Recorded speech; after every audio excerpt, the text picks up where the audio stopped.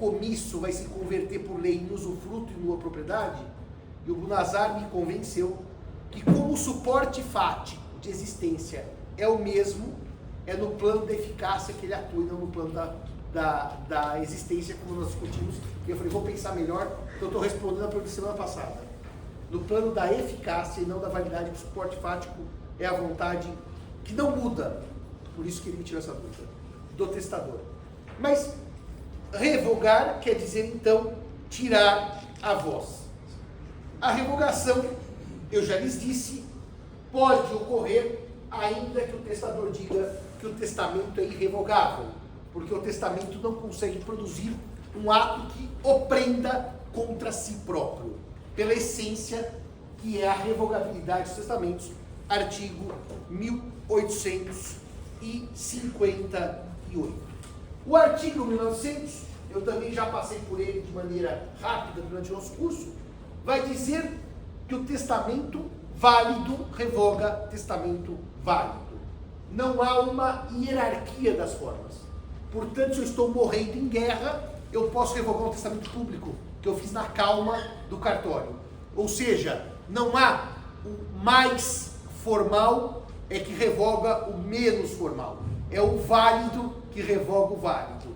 E, portanto, pelo artigo 1969, todo testamento pode ser revogado pela mesma forma que pode ser feito. Também já disse aqui, e agora é hora de reforçar, que eu não posso revogar o testamento por simples escritura pública. O que significa isso? Eu não posso chegar no cartório e dizer, ô tabelião, toma nota da minha declaração, estou revogando o testamento. Porque apesar do testamento ser feito por escritura pública, nós já vimos que o testamento é um procedimento formal. Eu vou ter leitura, eu vou ter testemunha. Então, para deixar claro para os senhores, testamento só se revoga por testamento. Testamento só se revoga por testamento sem hierarquia de formas. Mas escritura pública não revoga testamento.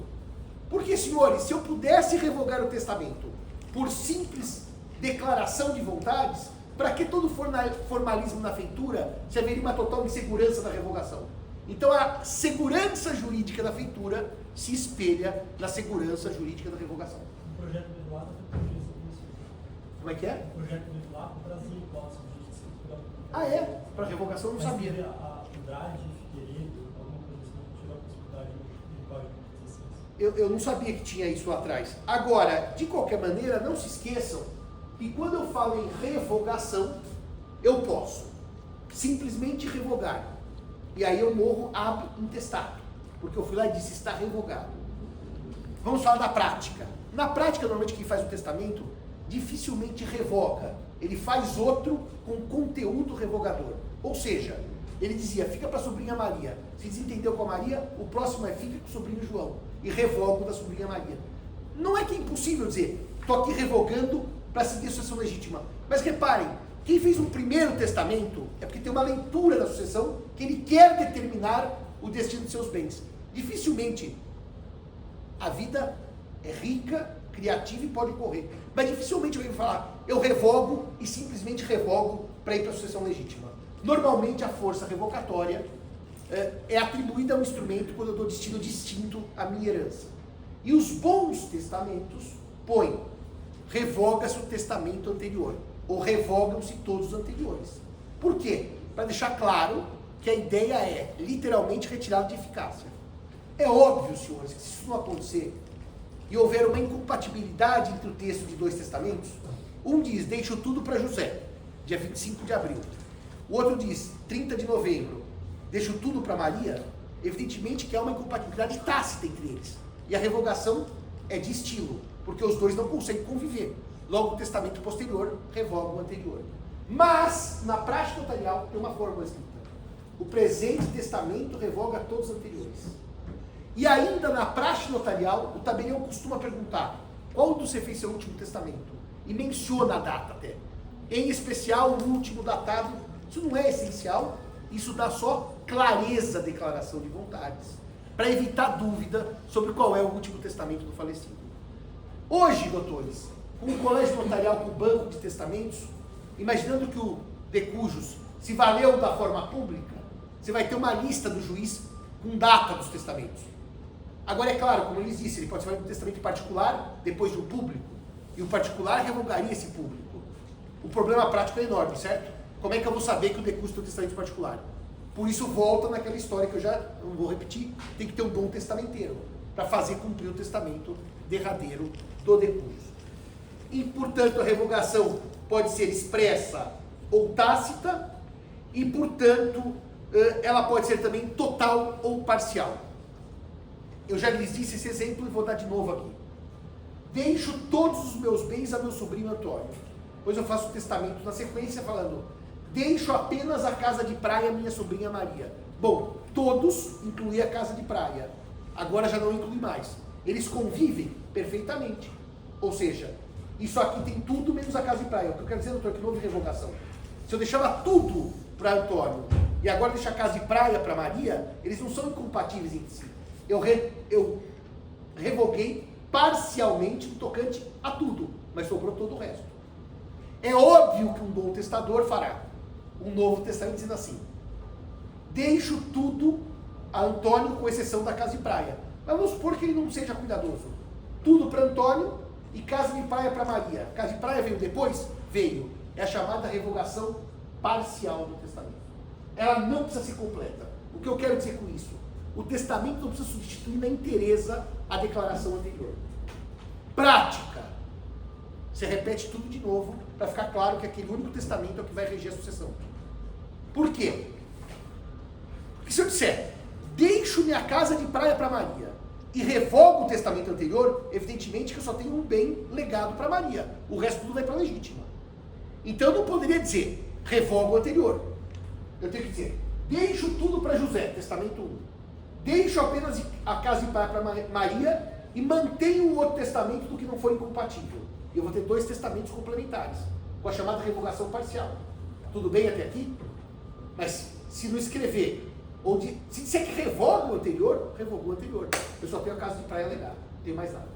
Mas é possível então, revogação tácita, revogação expressa, revogação total ou revogação parcial. Tudo isso o sistema admite.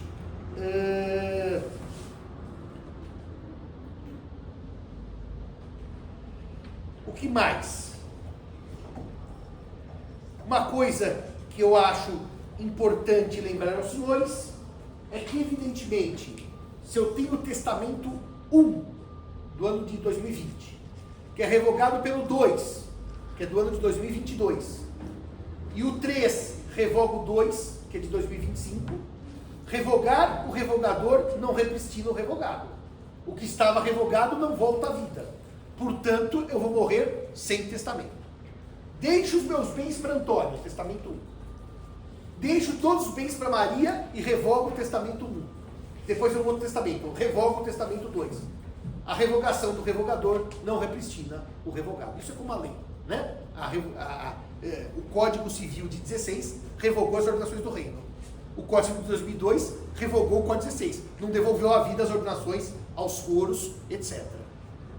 O senhor tem que escrever, trago de volta aquele testamento que fiz outrora, ou tem que escrever as palavras? Me parece, Anfi, que a forma correta é como ele está revogado e ele não pode voltar à vida, é dizer, revogo o testamento e dou eficácia, nesse novo testamento revogador, as regras são em copio daquele primeiro. Agora, também não acho que é criminoso você revigorar as disposições do testamento porque ele era válido. Fala do testamento, eu não acho criminoso, não. Eu não acho que pode dizer, você não pode fazer isso. Acho que, em tese, revogar o revogador e dizer repristina o revogado, como a lei, aliás, que ela pode ser repristinada por força expressa da lei revogadora. Ela pode repristinar. Mas não seria a melhor técnica, mas respondendo academicamente sua pergunta, eu não vejo problema.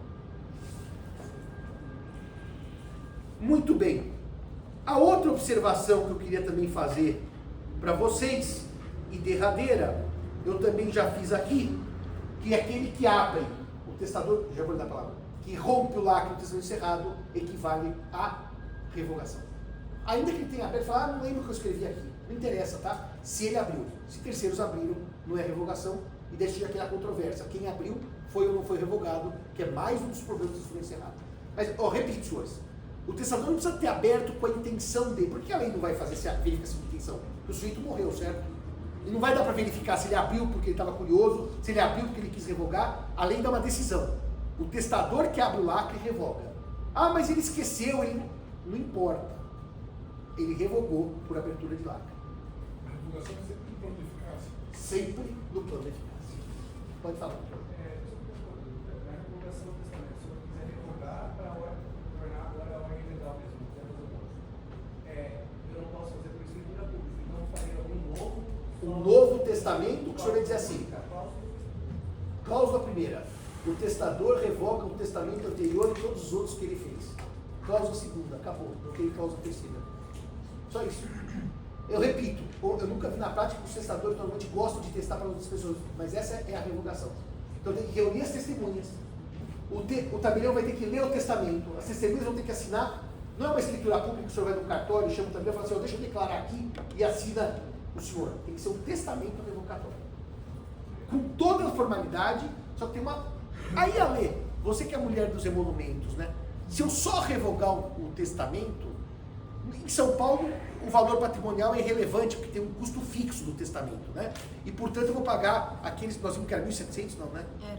R$1.700 o mês para fazer. Mas o Estado que cobra sobre o patrimônio testado, nesse caso de revogatório, sem indicar e para jogar na legítima, ele cobraria, em tese, o que é o valor do patrimônio do outro? Acho que tinha que ser sem conteúdo financeiro. Tinha que ser sem conteúdo financeiro, porque ele só revoga o testamento e manda para a legítima. Mas em São Paulo isso é irrelevante, porque o valor vai ser o mesmo. R$1.700 no testamento revocatório. E a revogação do testamento vencido? O testamento não pode ser revogado totalmente por codicilo. O testamento pode ser revogado parcialmente no que o codicilo for compatível com a deixa. Então, por exemplo, por testamento, deixo todos os meus bens a João, meu sobrinho querido. Eu lembrei que esse livro em especial eu queria deixar a sobrinha Maria. Eu posso fazer um codicilo que reduz a eficácia. É tudo menos o livro. É tudo menos o vestido de noiva. Porque aí é o que o Zeno dizia, que é revogação.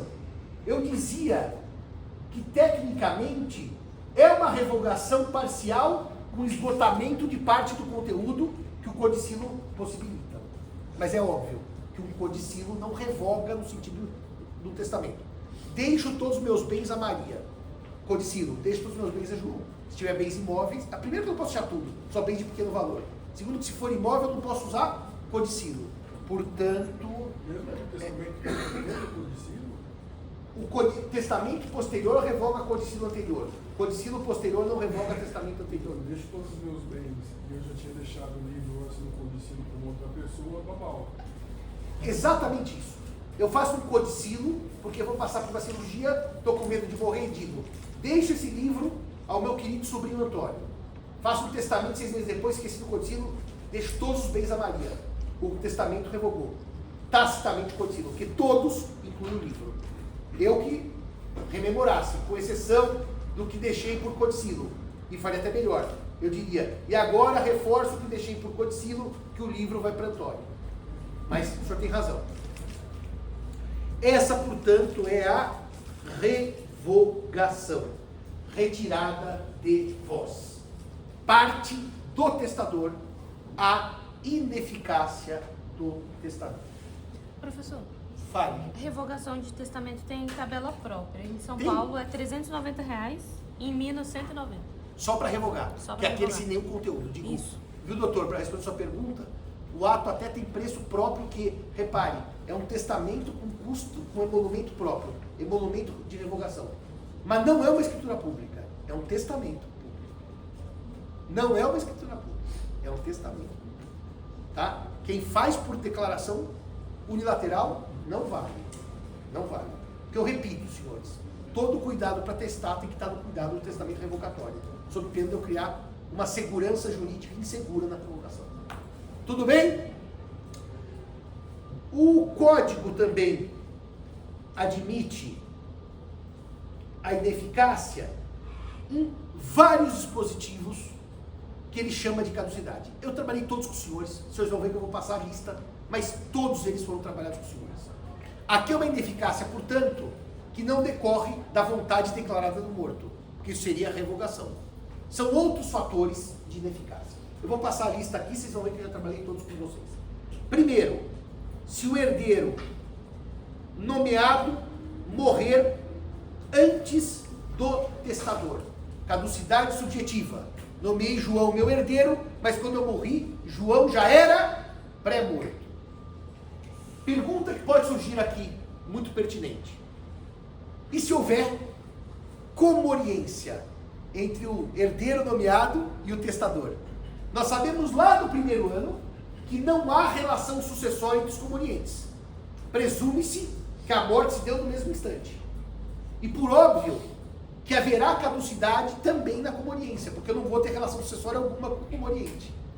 Por isso que aquela figura da semana passada, que é a substituição testamentária, exatamente para evitar a caducidade subjetiva. Primeiro caso, pré-morte do herdeiro ou legatário nomeado por testamento. A segunda hipótese, o herdeiro ou legatário morre depois do testador, mas antes do implemento de uma condição que o testador fixava para aquela herança. Ele diz assim: deixo a herança para minha sobrinha Maria, se no prazo de até 180 dias da minha morte, ela reflorestar aquela mata ciliar desgastada. Eu morro, a Maria está viva, ela pode reflorestar, esgotam-se os 180 dias e ela não refloresta. Ela perde por condição resolutiva. Deixo para que refloresce, se não reflorestar, ela perde. Caducidade, para quem vai a herança, legítima. Mas eu posso dizer, se ela não reflorestar, quem refloresta é João. Lembrem-se que eu posso ter substitutos testamentários. Terceira hipótese, se o herdeiro for incapaz de herdar, renunciar à herança ou legado, ou tiver sido excluído da sucessão. Nós vimos que algumas pessoas não podem herdar por testamento. Lembra-se do artigo 801? O tabelião que faz o testamento não pode ser automaticamente herdeiro, que haveria uma confusão? Esse não pode receber, caduca o testamento. Se eu deixar para o tabelião ou para a testemunha testamentária, caduca o testamento. Se houver renúncia do herdeiro e não houver substituto, caduca o testamento. Lembra-se que eu falei várias vezes, não quiser é igual a não puder.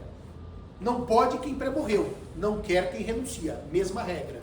Caduca se não houver substituição testamentária. Ou nos casos famosos de indignidade sucessória, certo? Em que o legatário ou herdeiro testamentário atenta contra a vida do pai, atenta contra a vida da mãe, 1814. Em todas essas hipóteses, são os artigos 1801, aquele tabelião que fica nomeado herdeiro, por exemplo, aquele que renuncia a herança ou legado, 1808, e o excluído da sucessão, 1814, são 3 hipóteses de caducidade testamentária. O que eu vou falar agora, eu não dei em aula, mas eu passei por esses dados aqui. Passei rapidamente. Lembra-se, os senhores, que eu lhes disse que quem faz testamento, que eu nem expliquei, aeronáutico militar tem 90 dias para morrer sob pena de caducidade do testamento? Que imagina-se que ele fez uma situação que eu chamaria de emergencial.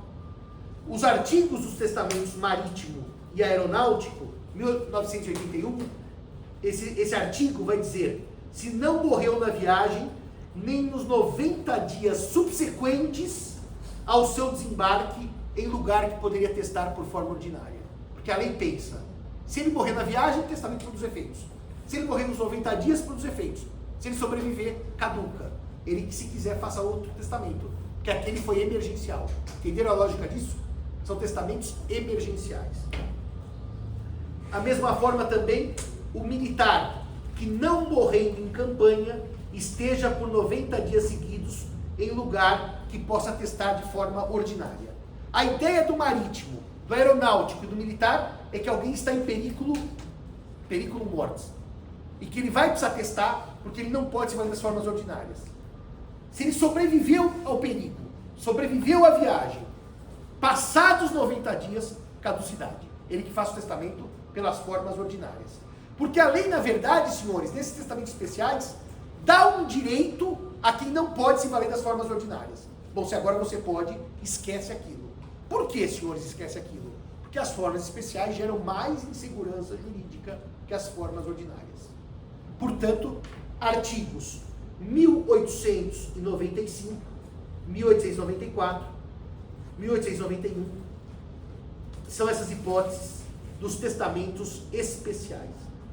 E as duas últimas formas de caducidade, eu já falei com os senhores dos legados, são caducidades objetivas. Lembre-se, quando eu recebo, eu testo um bloco de mármore, na hora da morte eu esculpi uma estátua, a estátua não coincide com o mármore. A barra de ouro não coincide com a joia. São as mudanças substanciais no objeto transmitido. Lembre-se até que eu discuti com os senhores, se eu testo um terreno e edifico um prédio, se haveria modificação substancial do legado, são essas hipóteses de mudança objetiva em que há extinção do legado por força do objeto e não da pessoa. Portanto, reparem que tirando as hipóteses dos testamentos especiais, a caducidade eu fui trabalhando o curso todo, agora a gente fez hoje só quase que um rol do que eu já falei para os senhores. Até aqui tudo bem? Então vamos para o tema mais interessante, que é um tema que ele trabalha dois temas em um, que é o tema da redução das disposições testamentárias e do rompimento do testamento. Então são dois temas, tá? Que eu vou trabalhar sucessivamente. Redução e rompimento. Existe uma lógica que é exatamente aquele princípio que o Guilherme lembrava agora do favor testamente, que eu dei na primeira aula do tema específico de testamento, que é a preservação do negócio jurídico testamentário em respeito à vontade do morto.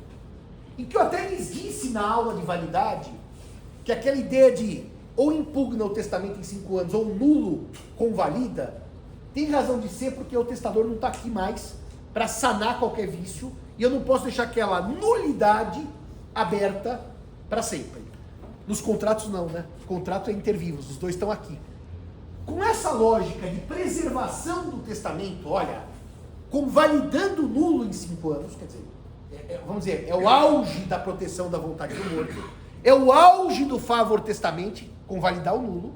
Nós temos algumas situações em que o código tinha que dizer se o testamento valia ou não valia, ou era eficaz ou ineficaz.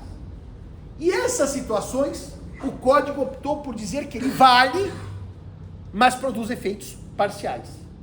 Porque, senhores, se o código... Eu vou dar o caso concreto, que aliás nós debatemos agora longamente a história. Se o código dissesse, o testamento não vale, eu vou te dar logo o exemplo que é o mais comum. É o mais comum. Eu tenho um filho e não gosto nada desse filho, mas não tenho razão para deserdá-lo, por lei. Mas não gosto. Então procuro um advogado que não estudou sucessões como se deve e fala assim, eu posso fazer um testamento deixando tudo para o meu sobrinho? O advogado pode dizer assim, olha, eu não sei se pode ou não, faz e depois corre o risco. Faz e depois corre o risco. Se tiver briga, a gente vê o que acontece. E o cara vai lá e faz.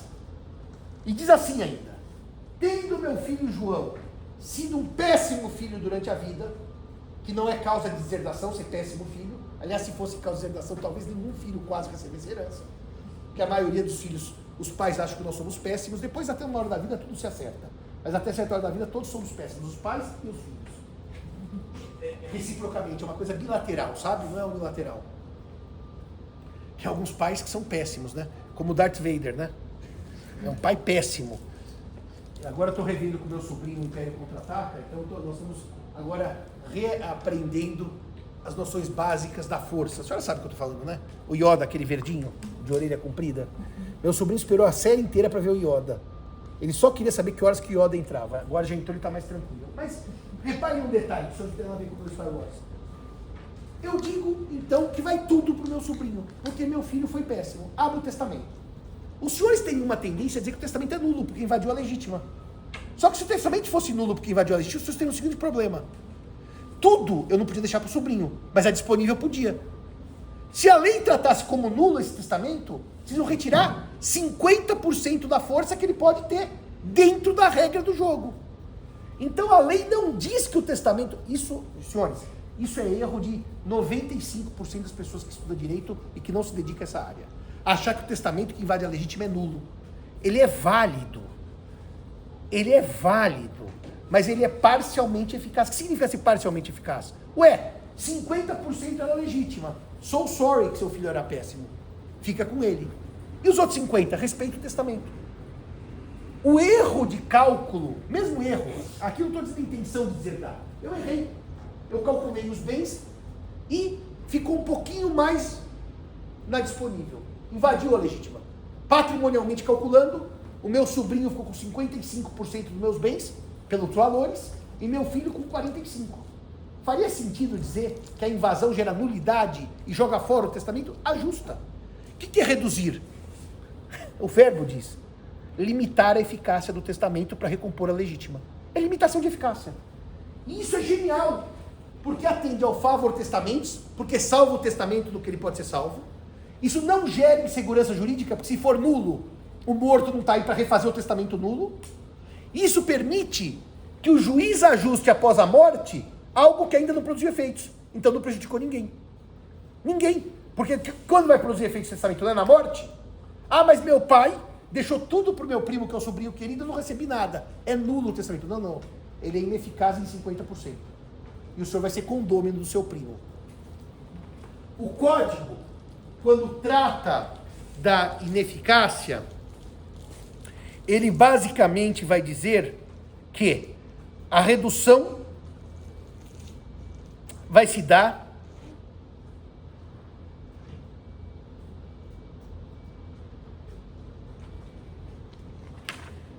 vamos para a regra, no artigo 1967. Deixa eu dizer uma coisa para os senhores aqui sobre esses artigos que eu vou ler. Acho que nessa altura do curso, na nossa última aula, semana que vem nesse seminário, já ficou bem claro que as regras aplicadas aqui são regras supletivas da vontade do testador. Se ele quiser dizer diferente, ele que diga e vai valer no que ele disse. Eu vou dar um exemplo do que, depois nós vamos ver a lei, tá? Do que ocorre na prática. Agora eu vou trazer a prática para os senhores. Eu tenho um filho ou uma filha fora do casamento e há um conflito familiar entre esse filho e essa filha com os meus demais filhos. Eu não quero que todos fiquem condôminos, porque vai ser um motivo de estresse, enfraquecimento entre eles. Então eu digo, para a filha Joana, fica a casa número 1. Para o filho José, a número 2, Maria, e monto quinhões, separando o pagamento das legítimas. Evidentemente que pode haver entre o ato de testar e o ato da morte um descompasso patrimonial, porque uma valorizou, outra desvalorizou. E se por acaso a casa que eu deixei para Maria não pagar a sua legítima, evidentemente que o juiz vai ter que reduzir a parte dos outros para que ela tenha o correspondente à sua legítima. O que a gente faz? A gente normalmente põe que se houver que reduzir a legítima, a redução se dará em dinheiro, para compensar o quinhão reduzido, o montante reduzido, para evitar que todo o planejamento sucessório caia por terra. Então paga-se aquela diferença em dinheiro. Ou separa-se um bem de grande valor. Por exemplo, eu tenho um quadro, eu tenho uma certa obra de arte. Se precisar, o quinhão dela vai ser composto com aquela obra. Para que isso? Para que o juiz não saia reduzindo como quer a lei, como manda a lei. Logo, o que eu vou ler para os senhores são regras supletivas da vontade do testador. Só uma notinha rápida. Os senhores terem cuidado com uma coisa. Eu lhes disse lá atrás, isso bem no início do curso, que o testamento pode, sim, recair sobre a legítima. Só que temos que tomar um cuidado, porque a legítima tem que ser da mesma quantidade e qualidade. Eu não posso entregar uma legítima em dinheiro, eu tenho precatório, porque o precatório vai ser pago quando e se Deus quiser. E o dinheiro está na conta bancária. Lembra-se disso? Então, na hora da redução, é bom que os senhores completem com o dinheiro, para não dizer que um herdeiro foi prejudicado. São 4 casas, uma para cada filho. Se alguma das legítimas for depauperada por desvalorizações, ele recebe em dinheiro. Porque daí eu não estou fazendo diferença do tipo, você fica com o precatório, que vai receber não sei quando, e você fica com o dinheiro no banco, que tem liquidez. Só esse cuidado. Normalmente a gente reduz em dinheiro para evitar a derrocada do planejamento sucessório. Pode falar, doutor. O dinheiro tem que estar no patrimônio do morto. Claro, claro. Eu não posso forçar uma transação. Não, transação não rola. O morto tem que ter dinheiro no banco para isso. Às vezes tem ações, às vezes tem investimentos, a gente faz uma coisa bem bonitinha, bem segura, para que haja... Agora, realmente, senhores, se houver uma derrocada patrimonial muito grande, às vezes o planejamento sucessório vai por terra. Porque a mudança é tão grande que os bens já não se equivalem. Tem que recomeçar do zero. Então, nem toda a solução é essa. Mas como é que eu reduzo? 1967. Devem ser reduzidas as cotas deixadas aos herdeiros proporcionalmente ao quinhão de cada um. Proporcionalmente ao quinhão de cada um. Portanto, senhores, se eu fizer o seguinte, deixo 40% para Maria, 40% para João e 20% para o Hospital do Câncer, e o filho Pedro, que eu não gosto, ou sequer contemplei, eu tenho que fazer uma soma que a legítima de 50 vai ser dividida por 3, não por 2. Porque hoje está cabendo, né? Se fosse por 2, 25 para cada um, 40 para Maria, 40 para João e 25 para o Hospital do Câncer. Só que eu deixei de fora o filho Pedro, porque eu não gosto dele. Então vou ter que recompor, certo? A legítima, então, de 50, dividida por 3, João, Maria, que estão no testamento, e Pedro excluído, é uma legítima de 16, alguma coisa, não é isso? Se eu não errei na conta. Logo, este filho, Pedro, não contemplado, tem que receber 16 e alguma coisa, porque o resto eu poderia deixar para quem eu quisesse, que é disponível, certo? Como é que eu vou reduzir? Eu vou reduzir, vamos supor que 16 fosse divisível por 3. Em partes iguais, tinha 40 João, 40 Maria e 20 Hospital.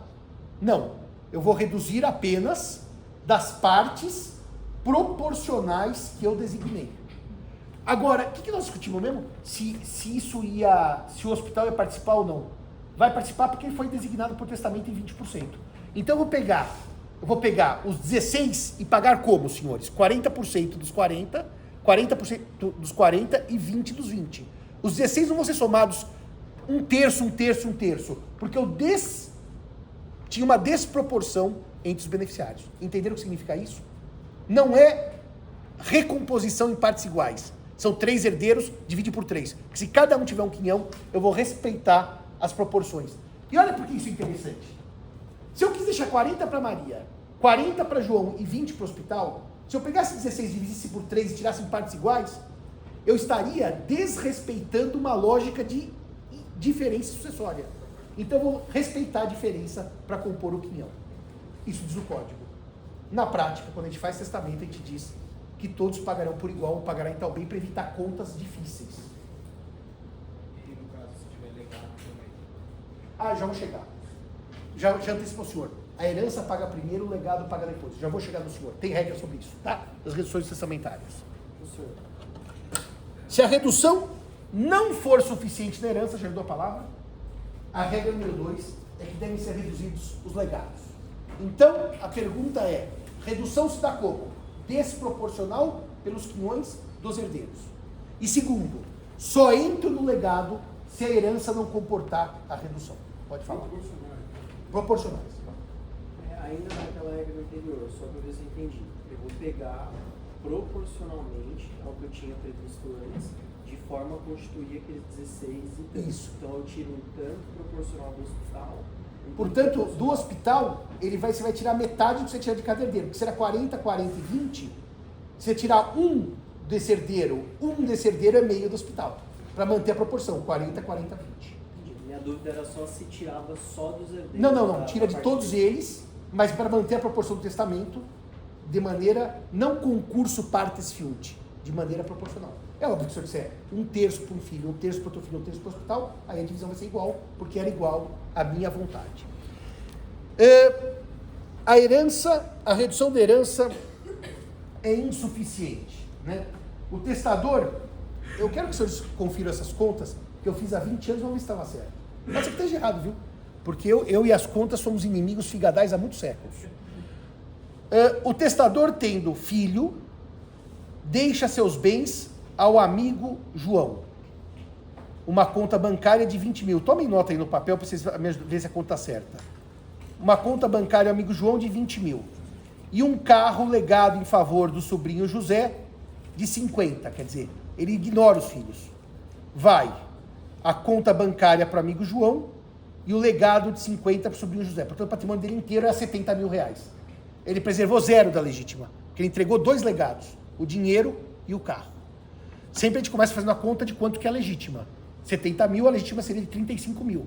O filho precisa ter, portanto, 35 mil para ter respeitado o seu quinhão da legítima.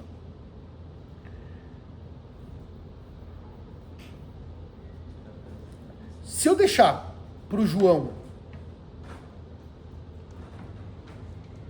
a redução necessária é de 35 mil.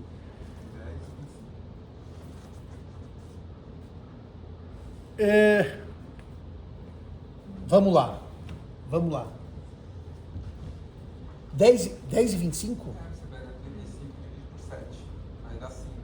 Aí 2 partes disso, 10, é para 1, e 5 partes disso, 5 vezes 5, 25. Tá, só vou imaginar uma coisa, que aquele que eu dei o dinheiro seria nomeado meu herdeiro com 20 e o outro legatário com 50. A redução primeiro tem que se fazer na herança para depois atingir o legado. Tudo bem até aqui? Primeiro na herança. Então aqui vem uma coisa curiosa, repare, se eu nomeei o João, que está com a conta bancária de 20 mil, o meu herdeiro, e o José, o meu amigo do carro legatário, eu primeiro preciso reduzir na herança para depois chegar no legado. E olha que interessante, se eu tomar os 20 mil de herança por inteiro e jogar na mão do herdeiro necessário, ainda faltam 15, né? Porque a legítima seria 35. Então a herança esgotada não completa ainda a legítima. Porque toda herança era 20 mil em dinheiro. Estão me acompanhando, senhores? Só tem 2 bens. 20 mil, que é do herdeiro, e 50 mil, que é do legatário. Todo o patrimônio. É 35 que a gente tem que recompor. Se eu entregar a herança por inteiro, como manda o código, ainda falta 15. Então eu vou pagar 20 da herança e 15 no legado. Agora, se os dois fossem legatários, só, e não houvesse herdeiro, daí o senhor tem razão. Tem que ser proporcional. Olha que coisa interessante. Se eu trabalhar... Olha, só para responder... Bela observação. Se um herdeiro, eu pago tudo do herdeiro, o herdeiro fica com 0 e o legatário perde 15 proporcionalmente. Por quê 15? Para completar. Porque 20 mais 15 dá 35. Se eu nomeasse os 2 legatários, eu posso fatiar a herança em legados? Posso. Eu só tenho aqueles 2 bens. Uma conta e um carro. E eu digo, faço os seguintes legados. Para o amigo João, 20 mil em dinheiro. Para o amigo José, o carro que vale 50. O filho aparece. E diz assim, e o meu? E os meus 35? Nós não temos herdeiros nesse meu exemplo. Só temos 2 legatários. Daí nós vamos usar a proporção. Eu vou reduzir proporcionalmente entre os legatários. Mas olha que curioso, então. Eu nunca tinha pensado nisso para fazer testamento. Se eu chamar um de herdeiro, a título singular, ainda que eu dê só 20 mil para ele, ele vai perder os 20 mil por inteiro. Porque primeiro eu reduzo a herança, depois o legado. Se eu chamar legatário 1 e legatário 2, eu vou dividir proporcional. Como é que o senhor fez a conta? Sendo 20 para um e 70 para outro? Tira metade de cada um. E é 2 e 5, né? Tira metade de cada um. Mas por que metade? Porque ele vai. Porque a legítima do cara é metade. É a metade, é. Só que você tira metade. Faz todo sentido. Tira 10 da conta em dinheiro e tira 37,5 do 70, que é o carro. 25 do 50, que é o carro. 25 do 50, que é o carro, claro. Para dar 37, 35 no final. É isso. Então, senhores, eu vou tentar repetir para ver se eu não me fiz claro. Primeiro se esgota a herança. Só vai para o legado, que foi a pergunta do colega, se a herança não pagar a redução testamentária. Se ela pagar, esgota-se a herança, o legado é respeitado na sua íntegra. Se ela não pagar, eu primeiro esgoto a herança e o saldo eu cobro no legado. E se tudo tiver em legado, eu vou cobrar proporcionalmente os legados. Deu para fechar isso? Eu acho que eu escrevi certo no livro, viu? Mas não tenho certeza. Existem alguns problemas que dizem respeito a bens imóveis. Porque se tudo for dinheiro, é fácil fazer a redução. Eu deixei 20 de uma conta para João, 50 de uma conta para José e nada para o filho. Tiro 10 dessa, 25 dessa e cada um fica com o seu legado parcialmente reduzido. Agora, quando é bem imóvel, vocês concordam comigo que eu tenho um problema prático? Vou dar o problema mais prático do mundo. Eu só tenho uma casa, uma única casa. Estou com raiva do meu filho e deixo tudo para a sobrinha Antônia. Invadi a legítima. A Antônia recebeu 0 e o sobrinho 100, que é o valor da casa. Preciso reduzir. Claro que a redução mais óbvia é falar, bom, você não podia deixar 100% da casa, podia deixar 50%. Vamos criar um condomínio entre Antônia, a sobrinha, e João, o filho. Daí o código vai trazer uma regra que é muito curiosa. E essa regra aqui bate, esbarra no que eu trabalhei na última aula a respeito de conjunções para bens divisíveis e bens indivisíveis. Reparem como, olha outro bom tema para um artigo, a divisibilidade como critério de solução dos problemas sucessórios testamentários. Porque toda vez que o bem é divisível, o condomínio é evitável por ação divisória. A solução é uma. Toda vez que o bem... Isso já falei na aula passada 2 ou 3 vezes, hein? Estou repetindo. Agora é o tema próprio. Toda vez que o bem é indivisível, por exemplo, a casa inteira de Antônia, João vai ser herdeiro da metade, vai ter um condomínio, porque o bem é indivisível. Então a lei vai agora querer evitar condomínios, se possíveis forem no momento da revisão, da redução. Se possível for, evitar condomínio quando da redução. Então vou ler para vocês o que diz o artigo 1968. Vamos ler juntos. Se o bem imóvel for divisível, far-se-á a divisão de maneira a respeitar a legítima. Ou seja, se eu imaginar uma invasão de 100%, porque a legítima foi toda entregue ao sobrinho, e o terreno é divisível, eu divido ao meio, 50 para cada um. Eu estou aqui, gente, estou bem acadêmico, tá? Pressupondo que tudo tem igual valor, que se for uma fazenda tem área com rio. Aliás, até a terra pode ser indivisível a partir de água. Mas vamos dar um exemplo bem simples, tá? Um terreno de 10 mil metros quadrados num lugar nobre. Passa uma régua e diz, pro sobrinho tudo não. O sobrinho fica com 5 mil metros, o filho com 5 mil metros. A redução se dá no próprio objeto deixado, vamos dizer assim, em invasão à legítima. Porque o bem é divisível. Artigo 1968. Agora vamos imaginar... A dicção desses artigos que o senhor está lendo, elas são exatamente como está no código ou não? Eu faço uma leitura, não da literalidade, mas uma leitura mais, eu chamaria, simples. Porque o código não é exatamente evidente. A leitura em matéria acessória é bastante hermética, tá? O código não é óbvio. Isso aqui não é uma obviedade, qualquer alfabetizado entende. Principalmente porque aqui na aula eu estou dando para os senhores o espírito do código, evitar o condomínio. Se é divisível, não tem problema, reduz no próprio bem, porque eu evito o condomínio dividindo. Bom, então onde nós vamos enfrentar problema? Nos chamados bens indivisíveis, que não é possível a solução da redução pegando o apartamento e quebrando ao meio. Você mora num quarto, eu moro no outro e passa um muro e a cozinha. A gente aluga, então ninguém usa a cozinha. E o banheiro? Para que banheiro? Muito bem.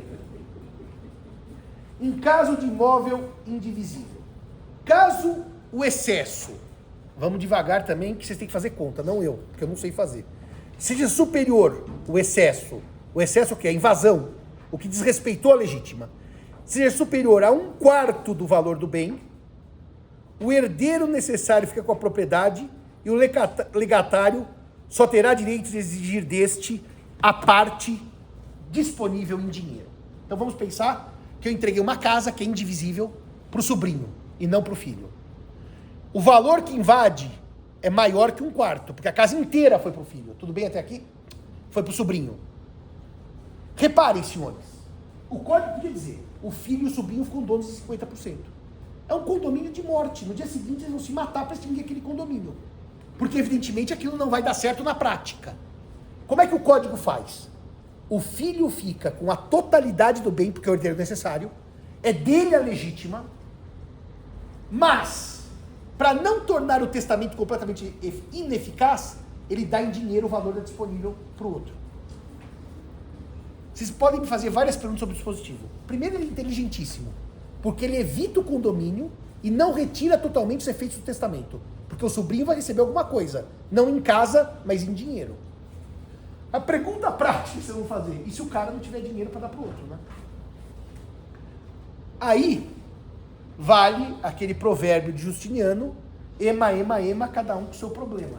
E Justiniano foi o cunhador dessa expressão antiga, ele e sua esposa Teodósia, cujo pai era domador de ursos. O senhor sabe onde que eles estão representados, Teodósia e ursos? Teodoro Justiniano, frente a frente, um dos lugares mais icônicos que eu já vi na minha vida, que é a Catedral de Ravenna. É o mosaico dos mais lindos do mundo. Muito mais que o Santa Sofia lá na Turquia, que disseram, não, quem não viu Santa Sofia não viu nada, quem não viu Ravenna não viu nada. Então os dois, frente a frente. E dizem que Justiniano casou com ela apaixonado porque ela era prostituta. E sabe qual cena mitológica ela reproduzia nos bordéis? A concepção de Leda. Também o senhor não conhece, mas essa eu não posso explicar porque está gravando e é Triple X, a concepção de Leda. Enquanto ela se banhava no rio Eurotas de Esparta. Não, ela se banhando no rio não é pornográfico. As pessoas se banham ou no chuveiro ou no rio. Muito bem. O problema então aqui é que se não tiver dinheiro, tem gente que vai ter que vender a casa e pagar em dinheiro, não tem jeito. O outro é credor, certo? Se é credor, ele executa os bens do devedor. E o legatário de 50% vira credor do herdeiro, que é proprietário do bem imóvel indivisível. Agora, é sério, mas como é que ele paga? Como ele quiser, se não tiver como pagar, vende. Era a velha pergunta que nós fazemos para Eros Grau. Ah, mas a velhinha mora numa casinha desse tamanho, sério, nós atormentávamos Eros Grau. Desse tamanico, é um barraquinho, só que é num terreno que vale R$1 bilhão, fica numa área nobre de São Paulo. O IPTU vale 100 vezes o barraquinho dela. Ué, então ela tem que vender para pagar. Ela não tem como morar naquele terreno. É aqui a velha história, se não tem dinheiro, vende e paga. Mas é assim que o código resolve, sem condomínio, com um crédito do legatário. Pode perguntar. Se for bem de família, é elegível a eleição? É uma boa pergunta se eu posso ter bem de família por herança. A não ser que esse bem seja indicado como pelo testador. Aí eu concordo com o senhor que esse bem é inescutível, inexecutável. E aí realmente o senhor criou um problema para o acerto de contas. Segunda parte do dispositivo. Caso o excesso não seja superior a 1/4 do valor do bem. Aqui que você faz a conta direito. Não é superior a 1/4. O herdeiro necessário não ficará com a propriedade. Quem ficará é o legatário. E nessa hipótese, o legatário paga o valor correspondente à legítima ao herdeiro necessário. Ou seja, na primeira hipótese, o herdeiro necessário vira dono e o legatário credor. Na segunda hipótese, o legatário vira dono e o herdeiro necessário credor. O critério é o excesso ser ou não superior a 1/4 do valor do bem. Precisamos fazer conta para entender isso. O que vai haver aqui é um não condomínio. É uma propriedade única com crédito, correspondente à parte disponível ou à legítima, dependendo do caso concreto, desse 1/4 para mais ou desse 1/4 para menos.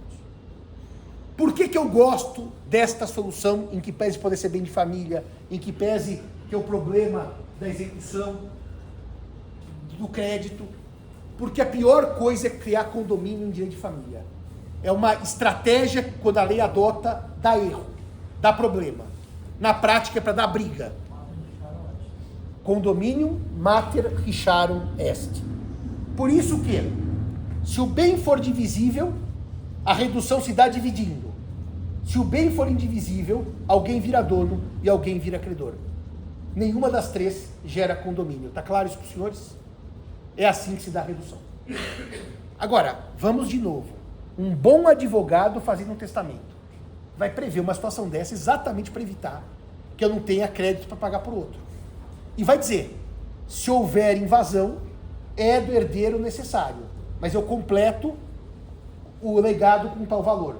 Ou é do legatário, mas a legítima é paga com tal bem. O quadro, o carro, as ações, você completa. Isso aqui é dinheiro, isso aqui é patrimônio, isso aqui não é difícil se houver como pagar. Agora, também tenho que dizer para os senhores e senhoras que tem gente que vende planejamento sucessório que não dá para fazer porque não tem como. Exemplo é esse que eu falei brincando, que eu não sei se alguém faz. Deixa tudo pro sobrinho e depois briga com seu filho. Isso não é planejamento, isso é o quê? É estultice sucessória, porque parvoíce sucessória, como diria o Wesley Queiroz. Porque não dá. Se eu tenho uma casa que eu não deixar nada pro filho, isso não é planejamento. Isso é criar briga. A gente adora, porque a gente como advogado costuma ganhar muito mais dinheiro, já lhes disse, para corrigir planejamento sucessório errado do que para fazer planejamento sucessório bem feito. E quem faz planejamento sucessório bem feito, normalmente ganha pouco, porque eles querem fazer com o contador. E aí ferra a sucessão. E daí fica divertido, que a gente tem que dar parecer, a gente tem que advogar, a gente tem que fazer cálculo, desde que seja assim, sempre com números precisos, como eu uso no meu livro para não errar. Depois nós vamos conferir no livro. A gente vai pôr na prova, confira o livro do professor Simão, se as contas estão certas, e explique por quê. Seria uma boa questão para os senhores, viu? Fechado isso, invasão de legítima não gera nulidade. Invasão de legítima não gera nulidade. Invasão de legítima gera ineficácia parcial do testamento. Redução das disposições testamentárias. Primeiro, na herança, proporcionalmente. Se a herança se esgota, legado, sempre proporcionalmente.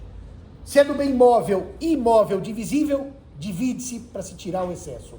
Se é do imóvel indivisível, 1/4 mais, 1/4 menos, legatário e herdeiro. As regras não são ruins. Na minha leitura, são regras muito boas diante da ausência de um bom testamento. A solução condominial seria trágica para todo mundo. Fechamos isso? Então vamos para o tema análogo. Eu falei que ia falar de redução das disposições testamentárias e agora do rompimento do testamento. Que por muitos é chamado de revogação legal. Mas o termo revogação legal é uma contradição in terminis, porque a lei não retira a voz. Quem retira a voz é o declarante. Por isso que quando a gente fala e dá uma confusão na prática, revogação da doação por ingratidão é o doador promovendo uma ação contra o donatário dizendo quero de volta. Você incorreu nesses dispositivos da lei. Mas não é a lei que retira a voz. Quem retira a voz é quem doou. Portanto, chamar o rompimento de revogação legal não é a melhor técnica, mas é o que usa parte da doutrina. O rompimento ocorre partindo de uma base que eu, testador, não teria feito o testamento se soubesse da existência daquele herdeiro necessário. Parte da base, a base, é que eu não teria testado se conhecesse aquele herdeiro necessário. Portanto, eu desconheço. E aí, qual é a diferença da redução para o rompimento? Eu vou dar um exemplo de rompimento e vou desenvolver com os senhores e senhoras. Se eu desconheço a existência de um filho, eu tive uma relação amorosa, não soube que dela resultou uma criança, eu ignoro a existência daquele filho, portanto não tenho pais, não tenho filhos, deixo tudo ao meu sobrinho Antônio. A lei pergunta para os senhores e senhoras, olha a pergunta que a lei faz, e olha como a lei é interessante aqui. Se a senhora tem um filho, como regra, você deixa herança para esse filho ou para um sobrinho ou para a caridade? Em regra, as pessoas que têm filhos deixam heranças para os filhos. Por isso que elas muitas vezes não testam. É natural que o pai e a mãe queiram deixar herança para o seu filho. Nesse caso, nós temos um problema. Eu tinha um filho, mas não sabia. A lei presume. Se eu soubesse, eu não teria testado. Portanto, o rompimento é ineficácia total do testamento. Não é parcial. A lei presume que, conhecendo o filho Antônio, eu não teria deixado para o Hospital do Câncer, nem para a sobrinha Maria, nem para a Faculdade de Direito. Não é que eu ia deixar metade. Por isso, olha que coisa bonitinha. Olha que coisa bonitinha. Se eu tenho um filho e invado a legítima, reduz para ajustar a legítima disponível. Porque eu sei que eu tenho um filho, eu posso ter errado na conta, posso não saber testar direito, não importa. Mas se o filho era desconhecido, ineficácia total do testamento. O testamento vai para o lixo. Porque a lei presume que quem tem filho não testa para sobrinho, nem para o hospital, nem para primo, nem para irmão, nem para ninguém. O que é só basta ver a realidade da vida. As pessoas que têm filhos dizem assim, eu não testo porque vai para os meus filhos. Ah, você não tem filho? Ah, então talvez vá para o meu sobrinho, talvez vá para o Hospital do Câncer. E aqui, senhores, a ineficácia é total. Muito cuidado com isso. Não é porque eu conheci o filho e errei a conta, não é porque eu conheci o filho e quis deixar para outro, é porque a lei pressupõe que quem desconhece, se conhecesse, não testaria. Está clara a base técnica do dispositivo? É por isso que O tio deixa toda a herança pro sobrinho Guilherme. No caso é tio-avô. O tio do Guilherme é muito, muito rico, tio-avô, e fez um testamento como único beneficiário do Guilherme. Então o Guilherme trabalha hoje por esporte, mas está esperando o tio-avô morrer, porque ele vai ficar bilionário. Então o Guilherme, o tio morre, ele prepara um belo enterro, afinal, ele ficou bilionário, até eu faria um bom enterro pro tio. Cantamos músicas, chama coral, tudo enterro velho. Enterro velho quer dizer, enterro de cujos. No dia seguinte, no minuto seguinte, Cezine, ele evidentemente está rico, larga o emprego e vai curtir a vida doidado. Tudo bem até aqui? E está curtindo a vida, viajando, grandes planos, nem aparece no Largo de São Francisco. Um dia ele está no iate dele, tomando um belo banho de sol na Grécia, aparece um oficial de justiça brasileiro na Grécia e bate na porta do iate. É uma coisa muito comum os oficiais de justiça intimarem por iate. E chega com mandado de citação, que é uma ação investigatória de paternidade. Se for contra o Guilherme, nenhum problema. É um filho dele, ele cria e toca muito bem a vida e continua rico. Só que a investigatória é contra o espólio do finado tio, aquele que não tinha filhos. E existe então uma criança que pleiteia a paternidade do finado tio, que não tinha herdeiros necessários. A ação desenrola, a criança ganha e é reconhecida como filho daquele finado tio. O que acontece com o testamento no dia seguinte? Rompe-se. O Guilherme fica com 0 e o priminho fica com tudo. Ele volta a trabalhar no Largo de São Francisco e a ganhar o salário péssimo que eu lhe pago. Por quê? Não se divide meio a meio. Porque o testador não sabia que ele tinha esse filho. Por isso, senhores e senhoras, que o maior erro de quem faz testamento para homem, que sabe que pode ter filho fora do casamento, e a maioria sabe quando tem, e a maioria sabe quando pode ter. Teve um famoso caso do Luiz Fernando, que era casado, morava aqui em São Paulo e tinha fazendas no Mato Grosso, Tocantins e Goiás. Em cada cidade que ele ia, ele tinha um filho. E para não errar o nome do filho, ele punha o nome de Luiz Fernando. Então todos eram homônimos. E na hora que ele morreu, o filho Luiz Fernando, filho da mulher aqui de São Paulo, descobriu que tinha mais 6 irmãozinhos Luiz Fernando. E eu surgindo Luiz Fernando, e todos reconhecidos por ele, tá? Não precisava de investigatória, todos ele era pai. Aliás, inclusive, tinha as festas de aniversário, batizado. Então ele ganhou mais 6 irmãozinhos desconhecidos naquele momento. Então chegou um sujeito nipônico e falou assim para mim: doutor Simão, eu preciso fazer um testamento, porque eu tenho uma filha fora do casamento, minha família sabe, a relação não é muito boa, mas também não é briga, ela convive, mas eu não queria que ficasse aquele condomínio. Até aí tudo bem, vamos fazer conta, vamos ver quanto a gente deixa. Aliás, um testamento muito justo, não prejudicou em nada a moça, mas evitou condomínio. Daí quando eu acabei o planejamento sucessório, eu acabei. Falei assim: sabe, doutor Simão, porque eu ia entregar para ele o trabalho. Eu vim hoje sem minha mulher, eu queria contar uma coisa para o senhor, uma outra coisa. Eu falei: que outra? Talvez eu tenha uma outra filha. Eu falei: o senhor talvez tenha outra filha. Porque essa primeira ele reconheceu em cartório, era filha dele, não tinha nenhuma confusão. É porque essa outra, eu não tenho bem certeza se é minha. Eu falei: o senhor não tem bem certeza. Existe um negócio chamado DNA, não sei se o senhor sabe, que pode dar mais certeza do que o senhor tem hoje. Mas será que eu faço DNA? Porque se eu fizer a ideia que é filha, né, eu vou ter que apresentar para a família, talvez minha mulher já, segunda traição, não suporte. Eu não queria ter essa certeza, eu queria morrer nessa dúvida.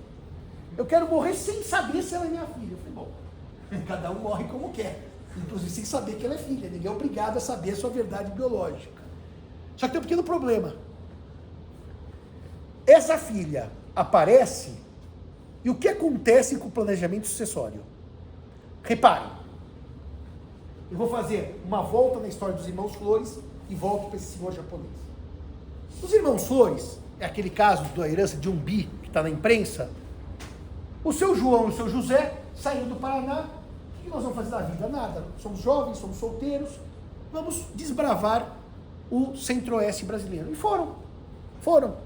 Cercando terra.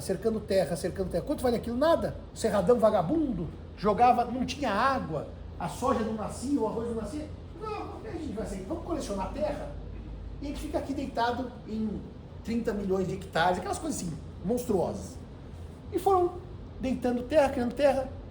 Um dia, a Embrapa descobriu a soja, as terras dele que valiam 1, passaram a valer 5 mil cada hectare. E eles ficaram os homens mais ricos do Brasil. em terra, não mais rico em empresa, em terra. Daí o João fala, ô José, vamos casar para ter filho. O José fala, não, João, casa você. Eu não estou nem afim de ter filho, o filho dá uma dor de cabeça, dá gasto. E o João vai lá e casa e tem uma filha. Mas já casa mais velho, sabe? Ele já era um senhorzinho e teve uma menina.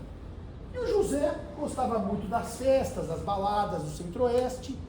E o velhinho era um velhinho assim, espevitado. Vamos usar um termo mais leve para não causar felizes suscetibilidades. E transava mesmo, gostava de transar. Pra que camisinha, prevenção? Já tô velho, não vou ter filho. Daí um dia bateu a moça na porta dele, do José, porque o João era casado e tinha filhinha. Querido, eu sou sua filha. Isso deu um problema seríssimo. Por que seríssimo? Porque ele fazia testamentos sucessivos, deixando pro irmão tudo que ele tinha. Tudo que ele tinha. Que era uma fortuna, orçada em 500 milhões de reais. A hora que a menina aparece, por lei, rompe-se o testamento. E os bens vão para quem? Para a filha. Só que, reparem no seguinte, a presunção do rompimento é que eu não sei que eu tenho uma filha que aparece. Se a filha já existe, e eu já reconheço como filha, é redução, não é rompimento. Ao invés de 500 milhões de reais irem para a filha, vão só 250. É pouco, mas ajuda. É pouco, mas ajuda. E aí o irmão e a filha começaram a brigar para dizer se o testamento tinha sido rompido ou era para redução. Os dois temas da aula de hoje. E tudo dependia de uma questão fática. Saber ou não se a menina era conhecida do testador quando testou. Se ela era conhecida e ele tratava como filha, ele obviamente que vai ter redução. Se ele surgiu out of the blue, seria rompimento. E foi esse que eu dei parecer, o Zeno, o Tartucci. Olha, eu acho que o Euclides, acho que foram 6 pareceres para cada lado. 6 para a menina e 6 para o irmão. E basicamente, o que tinha que reconstruir no caso concreto era se aquela filha era desconhecida ou era tratada como filha e ele não reconheceu judicialmente. Assim, não é porque eu dei parecer para o irmão, mas o caso era obviamente de uma menina que ele tratava como filha. Ele pagava faculdade, pagava aluguel, tinha dado um carro. Não era uma pessoa que ele simplesmente tratava como uma desconhecida. Mas não acabou até hoje porque no meio do caminho tinha uma pedra no meio do caminho, apareceu uma outra filha socioafetiva que queria a herança toda. Dizendo que a outra não era filha, que não sei o que, bom. O negócio azedou. Até agora deu uma bate-boca no STJ lá, depois assistam o que o Miss Noronha gritou com uma advogada famosa, e gritou com ela. A senhora para que agora é minha vez de falar. É deselegante me interromper quando eu estou dando meu voto. Nesse caso, dos irmãos Fuller. Bom, o senhor japonês que me procurou, com essa possibilidade de filha, nós tínhamos um problema, né? É saber se eu tenho uma filha, quando eu já tenho outras filhas, se o surgimento daquela filha rompe ou não o testamento.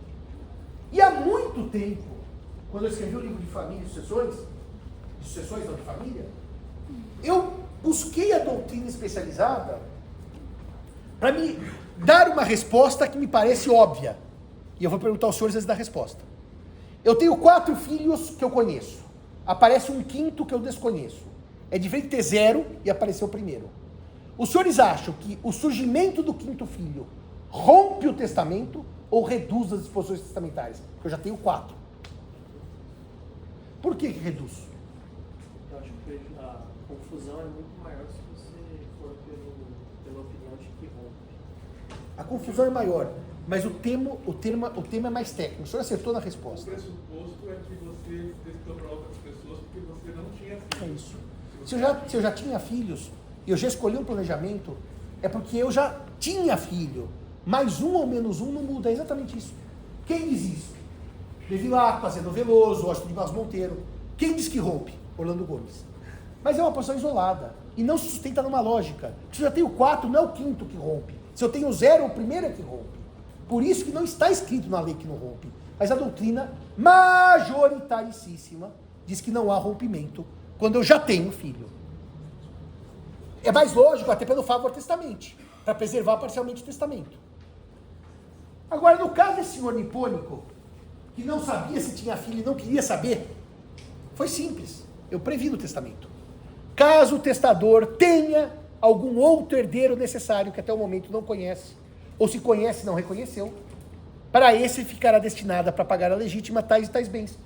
Sim, porque aparece, para não jogar fora o testamento todo, eu já escolho o que vai para esse possível filho a vida fora do casamento. Assim como, no caso dos irmãos Flores, eu não me conformo do advogado que fez o testamento do José. Bastava ele dizer, aparecendo o herdeiro necessário, reduz o testamento, mas não rompe. É escrever uma frase. Aliás, naquele último ano, que eu tive o privilégio, o maior privilégio jurídico da minha vida, de passar setembro inteiro com o Zeno Veloso, fazendo a caravana paranaense, nós fizemos Maringá, Londrina, Cascavel, e terminamos em Foz do Iguaçu. Um dos temas que nós discutimos no carro, porque ele recebeu um telefonema de um cartório, é exatamente esse. Se o testador pode prever o não rompimento, por óbvio que pode. Se o rompimento é uma presunção de que ele não faria testamento, se conhecesse o herdeiro, ele pode dizer, não conheço, mas quero assim, ainda que ele apareça. Isso é a coisa mais óbvia do mundo, é prever não rompimento. Você diz, se aparecer quem eu não conheço, reduz. E até ensina como, se quiser. Se não quiser, reduz pela lei. Então aqui não é norma de ordem pública, apareceu, rompeu. Apareceu, rompeu porque eu fiz um testamento ruim. Eu que escrevesse, ainda que apareça, não rompe. Um grande amigo meu, o pai morreu. Um grande amigo meu, aqui da São Francisco. Um dos melhores advogados tributaristas que eu conheço mesmo, genial. E só tinha a mãe e 2 filhos. Os 2 filhos não queriam ficar com patrimônio. Por quê? Porque era como universal, queriam que a mãe ficasse com tudo, afinal eles tinham a vidinha deles e a mãe podia precisar do dinheiro. Qual é a forma mais fácil de você não ficar com bens? Renúncia à herança. Se você faz uma renúncia em favorem, os filhos renunciam para a mãe, pagam-se 2 ITCMD. O primeiro da morte do pai e o segundo da doação da mãe. 2 vezes ITCMD. Se você faz uma renúncia pura e simples, vai direto, seguindo a ordem, para a mãe. E paga-se uma vez só o ITCMD.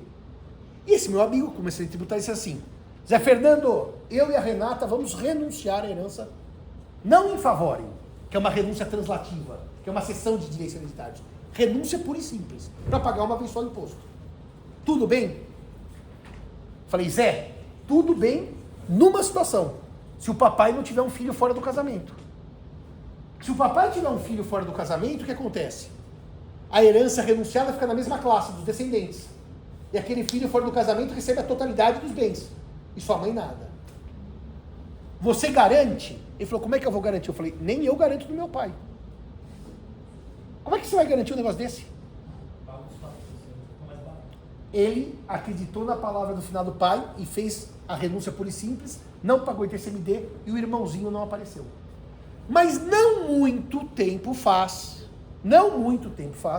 que o STJ julgou exatamente esse caso, em São Andrigui, em que todos renunciaram com a ideia de que iria para a mãe e o pai tinha um filho fora do casamento. E o filho quis amealhar a totalidade dos bens. Mas é possível isso? A totalidade, porque ainda sobra o cônjuge. Não, o cônjuge, casado por comunhão universal, é meio, certo? A outra metade é toda dos filhos. Se todos os filhos renunciam, a herança vai para quem? Para o filho não renunciante. E o que aconteceu nesse caso concreto? O filho não renunciante, que era o fora do casamento, ficou com 50% do patrimônio da família, que era do pai dele. E aí, o que aconteceu neste caso? A Missa Nancy corretamente entendeu que havia erro na declaração. Eles não renunciaram para que fosse um irmão, que eles sequer sabiam que existia, mas para ir para a mãe. E deu por ineficaz a renúncia. Corretamente. Aliás, é um equívoco da base do negócio. Por que eu renunciei? Para minha mãe. Se eu soubesse que meu pai tinha outro irmão, eu não renunciaria. E só para acabar um detalhe aqui para os senhores, para ver como advogado de família e sucessões não é fácil. Uma amiga aqui da São Francisco, 2 turmas abaixo da minha, me liga. Zé, tô desesperada. Falei, tá desesperada? Ela é promotora. Meu marido é tributarista. Tributarista.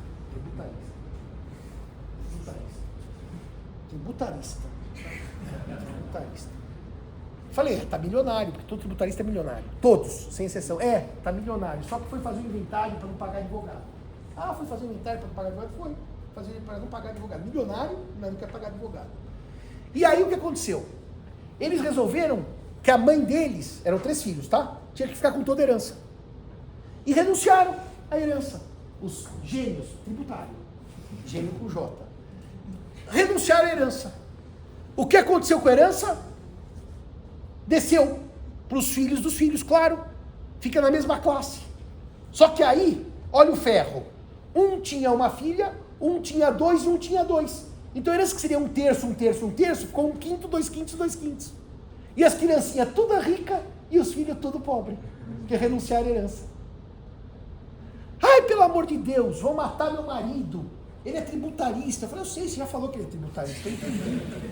Eu entendi, tributarista. Meu sonho era ser tributarista. Que é o direito mais óbvio e que dá mais dinheiro. E civil nós ficamos batendo na cabeça, né? Batendo na cabeça. E agora, o que eu faço? Não faz. Você faz o que fez Justiniano. Senta às margens do rio e chora. Não tem o que fazer. Quem renuncia, a renúncia é irrevogável, está no Código Civil. Ah, mas eles erraram. Ah, então nós vamos alegar desconhecimento da lei. Eles erraram porque não leram o Código Civil que fica na mesma classe. Eu vou alegar isso. Desconhecimento da lei vigente, porque o tributarista, com T maiúsculo, mandou fazer isso no inventário. Daí aquela confusão, e o tributarista é desesperado, porque o filho dele, que tinha 1/5, entendeu? Foi prejudicado, porque os outros sobrinhos ficaram com 2/5, 2/5. Eu fiquei muito feliz com isso. Porque eu acho que tributarista, que não contrata civilista, tem que tomar prejuízo. Porque eles não podem ficar ricos sozinhos, tem que dividir um pouco com a gente. Porque nós somos os pobres do direito civil. Civilista é pobre, tributarista é rico. E filósofo, esse sofre um pouco mais que a gente. Agora veja, esse aqui era filósofo. Sabe que dia que foi pro direito civil? O dia que o pai falou assim, como é que você vai viver? Ele falou, mendigando. Então virou civilista. É sério, ele mudou por causa da filosofia. Filosofia é linda, para quem é rico. Tinha filósofo pobre na antiguidade? Tinha, só os que queriam ser pobres, né? E viver no barril como Diógenes. Mas vamos voltar que o senhor não quer saber nada de filósofo nem de pobre. O que aconteceu então nesse caso concreto? E nem tributarista, que é rico, seja tributarista, não vá para o direito civil. O direito civil deixa para os pobres. Ou seja, comercialista, merger and acquisition. Porque um idiota inglês é bem melhor do que eu e vocês, né? Vocês sabem que eles falam tudo em inglês, de tributária. Tudo termos em inglês. Eu adoro as reuniões. Eu faço assim, não estou entendendo. Eu não sou obrigado a entender o que eles falam. É tudo por códigos e símbolos. Bom, mas então o tributarista deu esse pequeno prejuízo à família. Daí corre pro civilista. Eu falei para minha amiga, eu vou cobrar caro. E eu vou cobrar caro porque foi um tributarista que fez. Se fosse civilista, por solidariedade interespécie, a gente cobra mais barato. Mas como um tributarista erra, é motivo de regozijo. E daí eu fui falar com o juiz. A sorte é que o juiz é um... Eu já dei palestra com ele várias vezes, é um dos juízes que eu mais tenho afinidade para conversar intelectualmente. E eu falei, fulano, doutor fulano, que eu não chamei pelo nome, houve um erro. Ele falou, mas o cara não é advogado? Eu falei, tributarista. Eu falei, já entendi. E a sorte é que ele não tinha homologado a partilha. Não tinha. Tinha ficado lá o processo parado.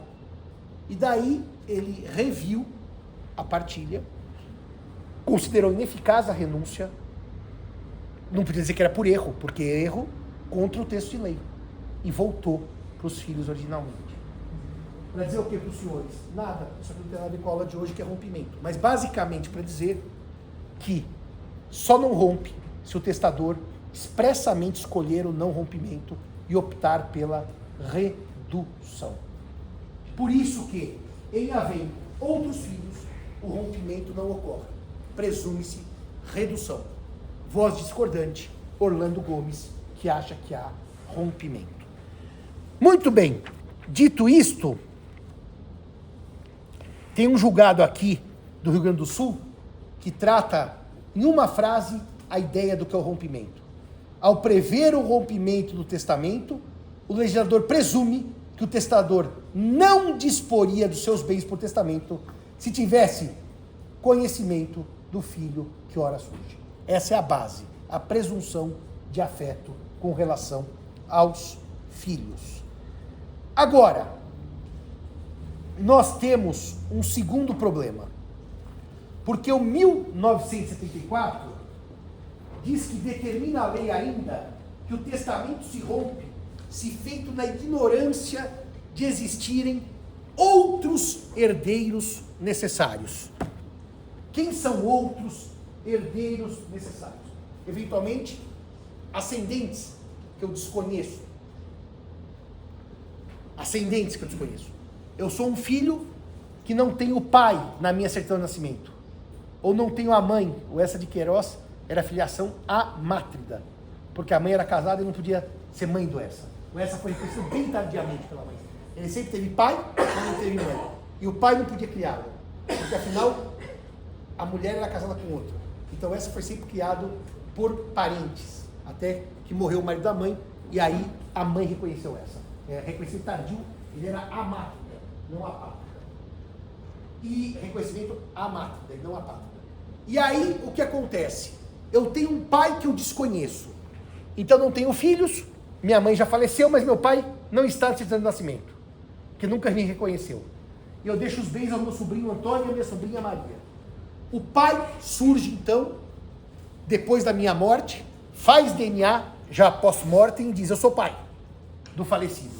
A lei diz que também o testamento se rompe no aparecimento de outros herdeiros necessários. Por que esse dispositivo é pouco aplicado? Porque isso é pouco prático.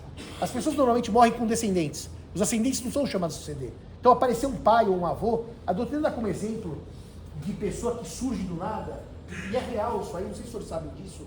Na Segunda Guerra Mundial, quando acabou a guerra, houve um senhor no Japão que ficou preso, escondido numa ilha, esperando a guerra acabar, por décadas. A guerra já tinha acabado, já estava na Guerra Fria, e ele um dia aparece como vivo. Todo mundo acreditou que tivesse falecido, por uma bomba, por uma batalha. Aparece um ascendente até então desconhecido. Os senhores vão concordar comigo que isso aqui é mais ficcional do que real. O surgimento de um outro descendente é muito mais prático do que outro parente sucessivo. A última questão que eu lanço para os senhores é o seguinte. O cônjuge não era herdeiro necessário pelo Código Civil de 1916. Passou a sê-lo pelo Código Civil de 2002, 1845. Então, vocês imaginem que eu faço um testamento na vigência do Código Civil de 16. Eu sou casado, o cônjuge não é herdeiro necessário e deixo tudo para o Hospital do Câncer, a quem eu gosto de ajudar nas obras de caridade. Tá? Aí, quando eu morro, a minha mulher é herdeira necessária porque a lei mudou. Mas o testamento lá de trás dizia que tudo fica para o Hospital do Câncer. Será que ela é uma herdeira necessária desconhecida do testador? Porque eles já eram casados. Será que há rompimento desse testamento? Se quando eu fiz eu já era casado? Reparem, senhores, porque a resposta tem que ser não rompe. Porque eu já conhecia, eu já estava com ela. O que eu fiz aqui foi invadir legítima, certo? Aqui é a hipótese clássica de redução. Quando eu testei, eu podia testar tudo. Quando eu morri, eu não podia testar tudo. Não é que surgiu uma herdeira, eu já era casado. Agora talvez uma pergunta mais difícil. Eu testei solteiro, sem filhos, meus pais já eram falecidos, e não era casado, nem tinha união estável. Deixo tudo para o Hospital do Câncer. Tudo bem até aqui? Depois de eu deixo tudo para o Hospital do Câncer, eu me caso. Então eu passei a ter uma herdeira necessária, que é o meu cônjuge. Né? Que aliás eu digo para os senhores que a coisa mais feia em língua portuguesa é o cônjuge e a cônjuge. Né? É o cônjuge varão e o cônjuge virago. Não tem a cônjuge. É um erro assim bastante severo em língua portuguesa. Como houvessem muitos bens, né? Coisa complicada. O idioma é a última flor do laço inculto, como é? Inculto e belo, rude e doloroso idioma, diz como chama? Eu esqueci o nome dele. Agora é o seguinte, se eu tenho o cônjuge varão ou o cônjuge virago que eu não tinha quando eu testei, que eu era solteiro, e agora eu morro sem descendentes, sem ascendentes, mas o meu testamento, que é antigo, do tempo de solteiro, deixou tudo para o Hospital do Câncer, é um caso de rompimento ou de redução. Repare que no primeiro caso, eu testei casado, quando o cônjuge não era herdeiro necessário. No segundo caso, eu testei solteiro, casei depois, e agora, quando eu morro, o cônjuge é herdeiro necessário. São dois casos distintos. O primeiro já era casado quando eu testei. O segundo eu era solteiro. E aí? Por que reduz? Porque é excepcional. Rompimento falso. Se sobrevier, descendente. Não, mas ó, o artigo vai dizer aqui, ó. Não, ainda. que o testamento rompe na ignorância de existirem outros herdeiros necessários. Na ignorância de existirem outros herdeiros necessários. No primeiro caso, senhores, a doutrina não tem discussão. Era casado, não era cônjuge necessário, fiz o testamento, deixei para o sobrinho, agora é necessário quando eu morro. Reduz. Isso não tem nenhuma confusão. E aqui, que eu era solteiro, fiz o testamento para o sobrinho, me casei depois de testar, e agora eu tenho o herdeiro necessário que eu não tinha quando testei. Entenderam a diferença?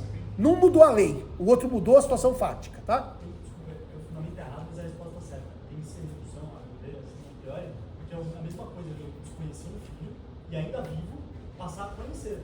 Porque ele podia simplesmente mudar o testamento. Reparem que o Anf tem toda a razão, eu vou explicar por quê.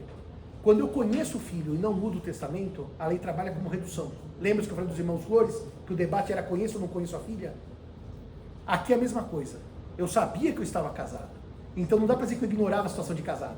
E ignorar ou não a qualidade necessária é irrelevante, porque é desconhecimento da lei. É um caso de redução. Eu não posso dizer que esse caso é parecido com aquele outro que o senhor perguntou, porque acontece um evento no meio do caminho. Só que aqui o que ele fala é feito na ignorância. Se é feito na ignorância, o suporte fático não mudou. Então eu posso aplicar essa lei ao caso. Mas, veja, quando ele fez, ele ignorava um parente. Desculpe, um herdeiro. E não existia. Ignorar é existir e eu não conhecer. Não é esse suporte da lei. O suporte da lei é desconhecer o que já existe. Então essa O lei não é cônjuge aplicável. não, e portanto é redução.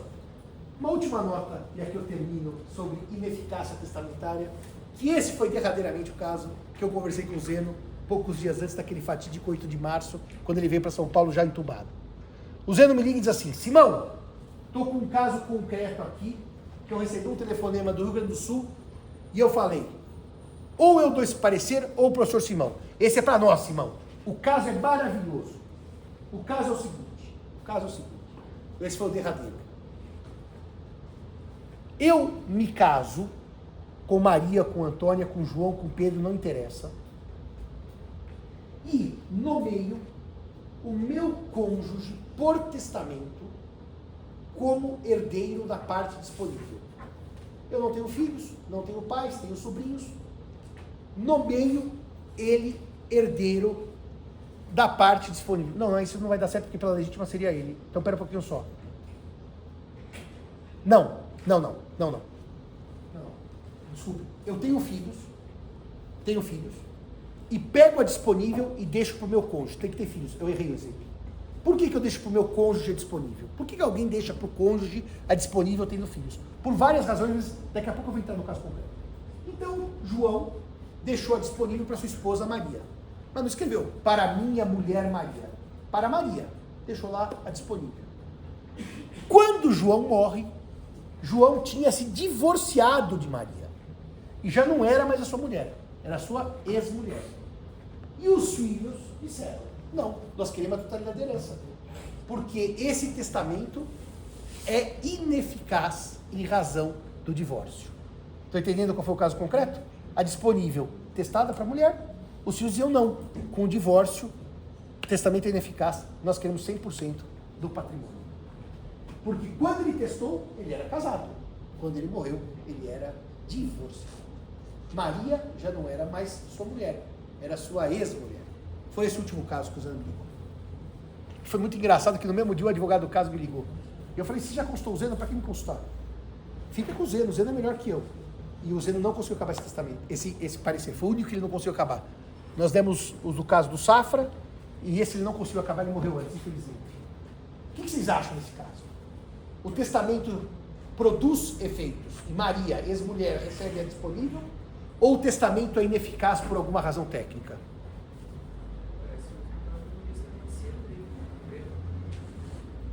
Erro.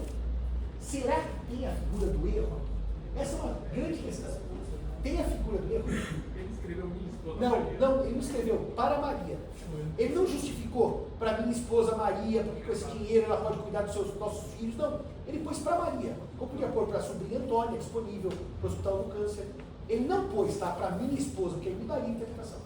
O que vocês acham desse caso? porque não poderia ser. Não, pera, pessoal. Eu quero ouvir. O que vocês acham desse caso? Se tratar de disponível, ele não pode fazer o que quiser. Ele pode fazer o que quiser, mas o problema é outro. Mas Ele deixou para a mulher, Maria, ou deixou para Maria como pessoa, ser humano pensante? Ou seja, ou para sua esposa? Perfeito. O problema é identificar quem é Maria. Não, o problema é identificar a vontade do morto quando testou para Maria. Se era deixar para Maria ou porque Maria era sua mulher. Daí agora vem então uma nota. Que foi que eu fiz com o Zeno. Foi o último que a gente falou discutindo. O que você acha, Simão? Eu falei, eu já publiquei um artigo sobre isso. Ele falou, já, tá na carta forense, vou te mandar um artigo sobre isso. Eu já tinha publicado. A carta forense, aquelas coluninhas pequenininhas que eu tinha no jornal. Se eu deixo um bem para Maria casada comigo, vem uma pergunta que eu faço aos senhores. As pessoas casadas costumam deixar bens a seus cônjuges? Sim. É comum o desejo de atender, favorecer na morte ao cônjuge, viúva ou viúva? Sim. Ao companheiro? Sim. É normal deixar herança para esse cônjuge? Raríssimo. Ou seja, a vontade presumida do decujus, na minha leitura, era deixar para minha esposa Maria. Não estava escrito. Porque ele podia ter dito, né? Com Maria, e a deixa se torna ineficaz se na minha morte estivermos divorciados. Que é o que eu coloco hoje em dia. Para todos os casos, deixar para Maria, companheiro ou companheira. A deixa perde eficácia se eu não estar e não estiver acabado. Se o casamento estiver terminado. De direito de fato, né? Porque às vezes a gente sai de casa e nunca termina no papel. E aí, qual teoria que eu invoquei para resolver esse caso? A teoria da base objetiva do negócio. Eu não deixei para Maria, eu deixei para minha mulher que se chama Maria. E que, portanto, eu não deixaria para minha ex-mulher que se chama Maria, como quase ninguém deixa para ex-mulher herança. E eu invoquei a base do negócio. E o Zeno falou, penso como... O Zeno gostava de falar assim, tu é sabido, hein, Simão? Tu é sabido. Eu penso exatamente como tu, Simão. É exatamente mudança da base objetiva do negócio. Fala. Pode.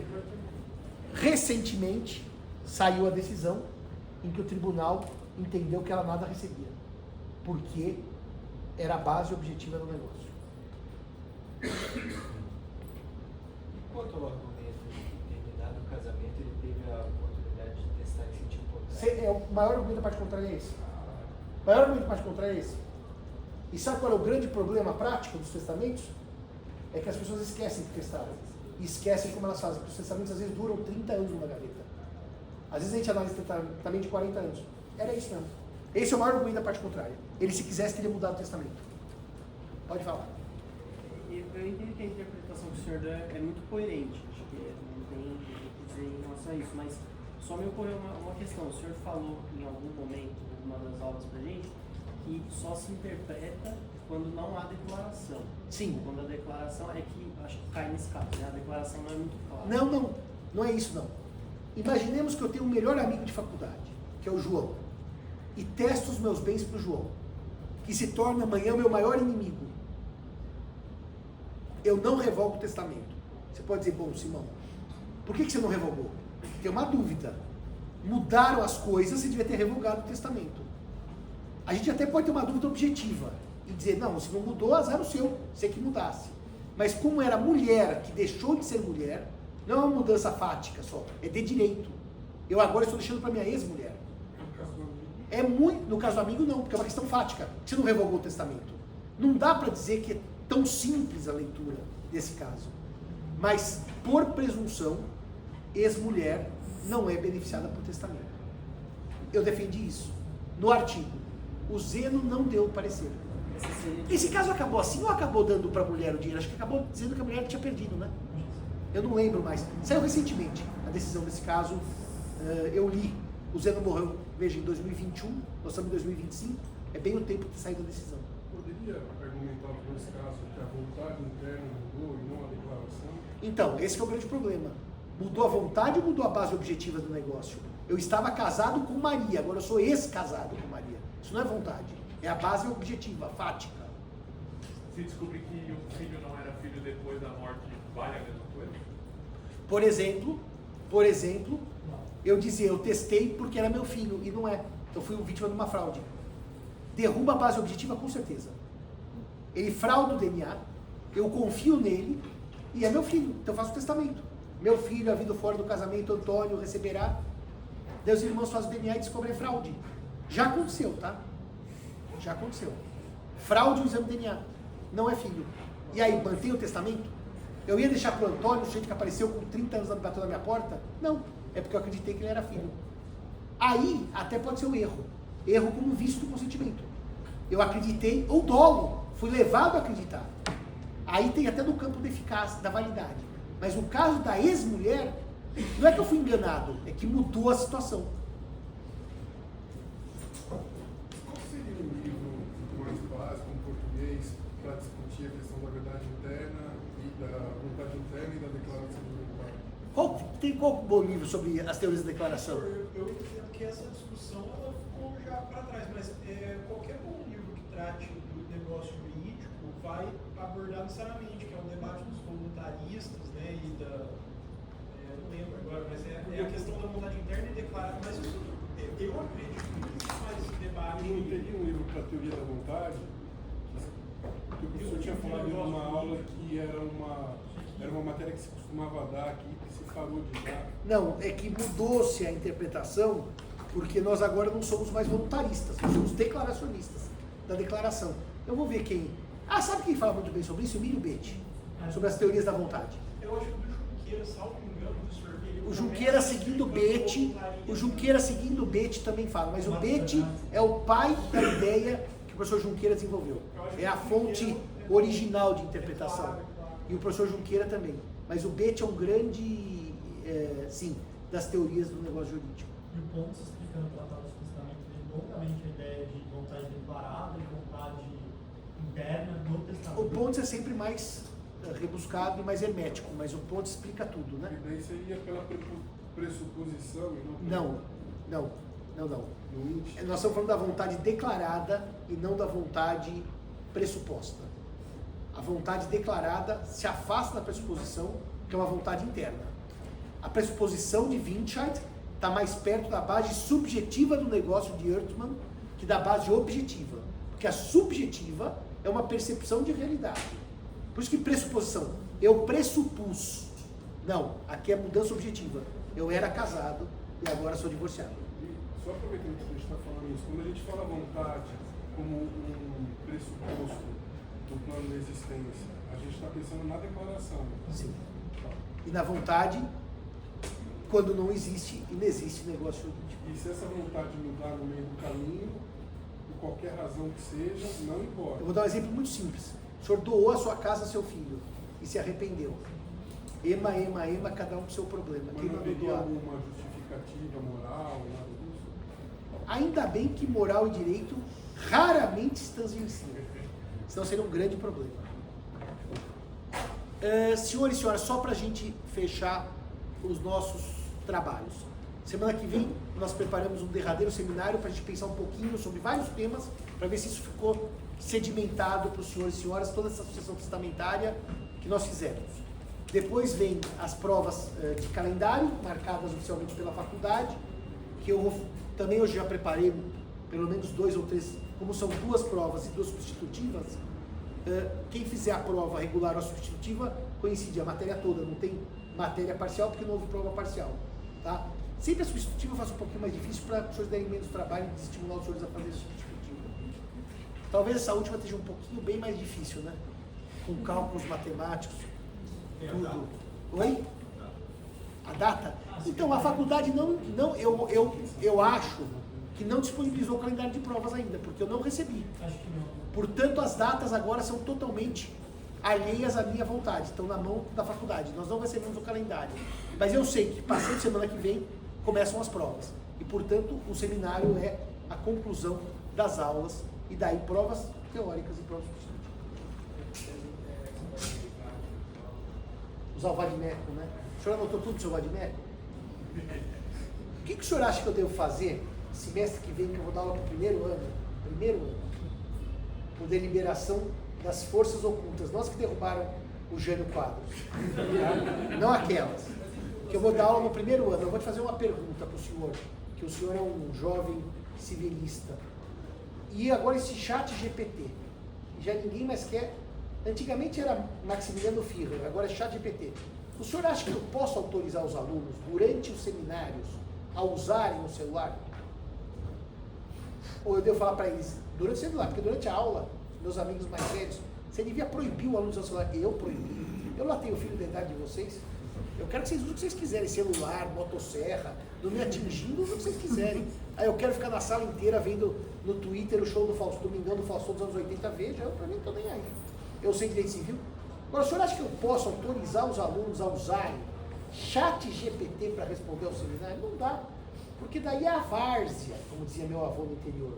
Total. Para vadimeco, o senhor usa o que o senhor quiser.